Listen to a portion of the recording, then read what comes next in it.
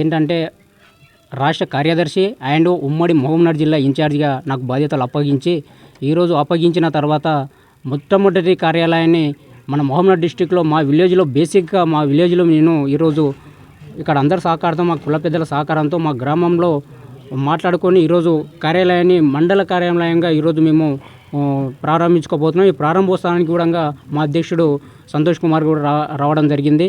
కనుక ఈ యొక్క సంఘాన్ని కూడా మేము స్థాపించుకొని రేపు జరగబోయే తరాలకు జరగబోయే దాని గురించి కూడా మేము ఫేస్ చేసుకొని మా కమ్యూనిటీకి కావాల్సిన వస్తువులు కానీ సహాయ సహకారాలు కావాలని కూడా మేము ప్రభుత్వం దగ్గర మేము డిమాండ్ చేసుకొని కొద్దిగా మాకు కావాల్సిన అవసరం కూడా ఉంది.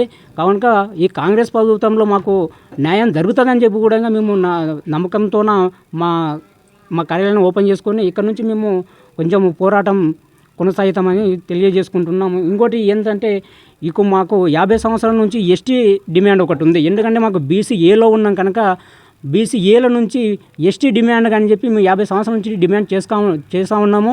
ఈ డిమాండ్ కూడా మేము నార్మల్ ప్రాంతం నుంచి ఉధృతం చేసి ఒక ఎస్టీ డిమాండ్ కూడా సాధించుకుంటామని కూడా ప్రభుత్వానికి ఒకసారి మేము చిన్న రిక్వెస్ట్గా తెలియజేసుకుంటూ ఇలాంటి అవకాశం ఇచ్చినందుకండి పెద్దలందరికీ కృతజ్ఞతలు తెలియజేసుకుంటున్నాను. మా కుల సంఘాల గురించి యారన్పల్లెలో ఒడ్డెర సంఘంది కమిటీ అది కార్యాలయానికి వచ్చేసిన అన్నగారికి స్వాగతం సుస్వాగతము. అంతే ఏమైందంటే మేము సంఘం తయారు చేసుకోవాలని పూరా వెనుకబడిపోయినాం మేము.